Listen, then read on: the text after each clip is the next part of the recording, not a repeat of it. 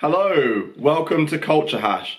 Today we're going to look at the fourth studio album from James Blake. James Blake is a singer, songwriter and producer from North London. James Blake started off in the post-dubstep world and came to a lot of people's attention when he was featured on BBC's Sound of 2011 shortlist. The Sound of 2011 shortlist showcased the artists that the BBC thought were going to be quite successful in the year. In the end, the award was won by Jessie J, whose star shone brightly during the early stages of her career, but she's faded away into obscurity in 2019. On that shortlist, only James Blake is still fairly relevant within music. Wretch 32 was also on the list, and to a degree he's still well known. But James Blake is far and away the most successful artist from the 2011 shortlist. Blake's first three albums performed decently in the album charts. The first two peaked within the top 10, and 2016's The Colour in Anything peaked at number 13. What Blake lacks in commercial success is more than compensated by the critical acclaim his music has received throughout his career. James Blake's career wouldn't be enhanced by having a string of chart songs that smash it up. Blake's fans are happy for him to release thought-provoking experimental music without worrying about having chart success. This can be seen most clearly by the fact James Blake has only had one song appear in the UK singles top 40. His most commercially successful single was the King's Dead track from the Black Panther soundtrack. This track also featured J-Rock, Kendrick Lamar and Future. James Blake also appeared on the track Bloody Waters alongside Ab-Soul and Anderson .Paak. And Blake's features on both tracks add gravitas and emotional depth to the tracks. Recently, James Blake has become a bit of a darling of the hip-hop community and has been featured on several notable projects. James Blake has been featured on the last two solo albums from Travis Scott. He was featured on The Ends on Birds in the Trap Sing Brian McKnight, a track which also featured Andre 3000. Notably, Andre 3000 and Travis Scott both appear on Assume Form. Quite notable to see Andre 3000 featured, as he's very selective over who he chooses to give guest verses to in the last 5 or so years. James Blake was also featured on Beyonce's Lemonade and Frank Ocean's Endless. James Blake's vogue status within the rap and R&B community reminds me of how Chris Martin was in about 2006. At that time he did good songs with Kanye West and Jay-Z, and Kanye even said on the track Big Brother how he felt that Jay-Z was copying him by having Chris Martin featured on Kingdom Come. So James Blake isn't the only white, nerdy, British guy that has become well regarded within the hip hop community and is sought after for features. In January 2018, James Blake released a single, If the Car Beside You Moves Ahead.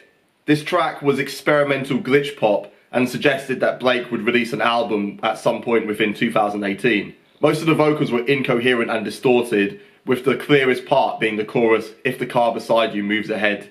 It gave it a very avant-garde and psychedelic feel.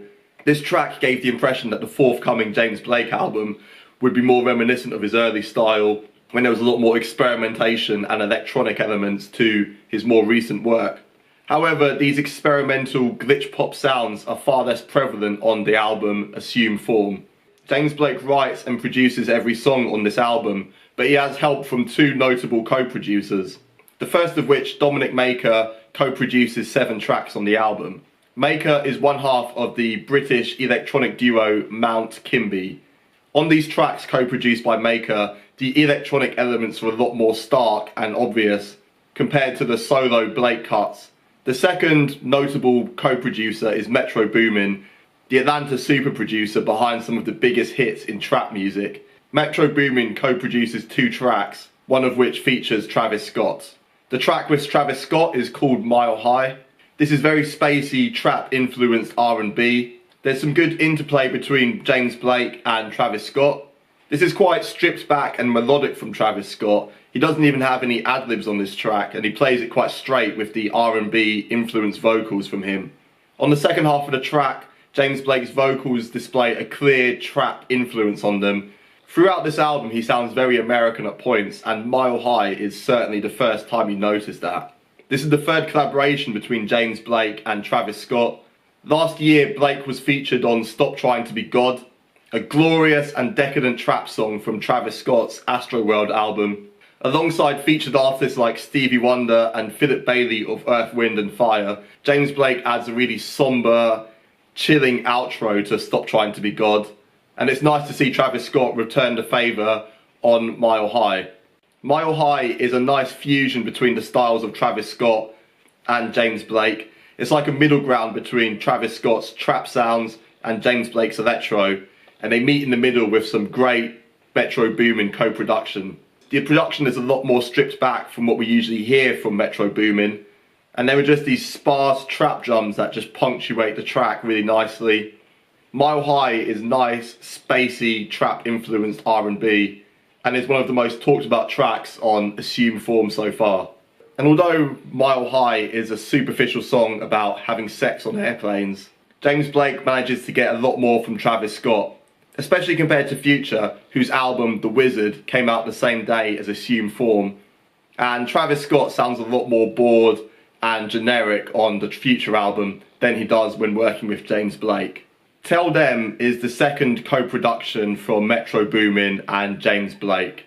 Unlike Mile High, Tell Them is a lot closer to standard trap sounds. The rolling hi-hat drum pattern is very softly played in the background, and there are a few tinkles of piano on here, which keep the mood quite low and the tempo at a nice, easy pace. I really like James Blake's harmonising as the track slowly fades away towards the end. One of the standout tracks from Assume Form is the title track, which comes in at track 1. There's a very gentle soundscape on this track, and I love the spacey vocals that play in and out of the background of this track. The track builds really nicely and the production's very rich. Unlike many tracks that start slow and end fast, Assume Form sticks to a very gentle, satisfying conclusion at the end, as the vocal sample becomes more and more prominent in the foreground. I like how the soft vocals just close out this track with a really gentle, soothing conclusion. This is similar to James Blake's feature on tracks like Stop Trying to Be God and These Waters from the Black Panther soundtrack, both of which end with James Blake just doing some soft, nice vocals towards the end, just bringing the track very gently down to a nice, soothing conclusion. And this soft closing style works quite nicely throughout this album, and notably appears on a few tracks on Assume Form. Can't Believe the Way We Flow is a doo-wop influenced electronic track, a simple love song, an ode to James Blake's girlfriend, Jamila Jamil. Throughout Can't Believe the Way We Flow, there are these really soft vocal harmonies that flow in and out of the track, and it gives the track a real spaced out, trippy feel. And Blake adds some soft, soothing vocals over the top of this lavish production, making it one of the highlights from Assume Form. My final highlight from Assume Form is Where's the Catch, featuring Andre 3000. As I said before, Andre 3000 isn't really doing guest raps much these days.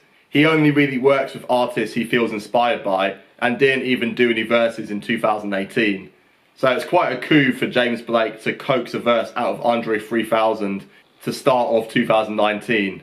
Naturally, Andre's verse is very enjoyable. It's definitely not up there with anything like The Art of Storytelling Part 4, but it's just enjoyable to hear Andre 3000 back and rapping again. Where's the Catch is solely produced by James Blake, and he's got a nice thumping bass drum that keeps the rhythm going during Andre 3000's verse. Unlike most hip-hop tracks, the drums are quite soft and are really there just to maintain the rhythm. They don't overpower tracks like they do on many hip-hop songs. James Blake isn't one to have overbearing percussion. James Blake is certainly taking a lot of cues from American music at the moment, and his vocal delivery sounds quite US orientated again. I like how James Blake toys around with the tempo of this track, bringing it up for Andre 3000's verse, and then slowly bringing it down before bringing his own verse back. And I love the instrumental bridge between Andre 3000's bit and James Blake's part in the second half.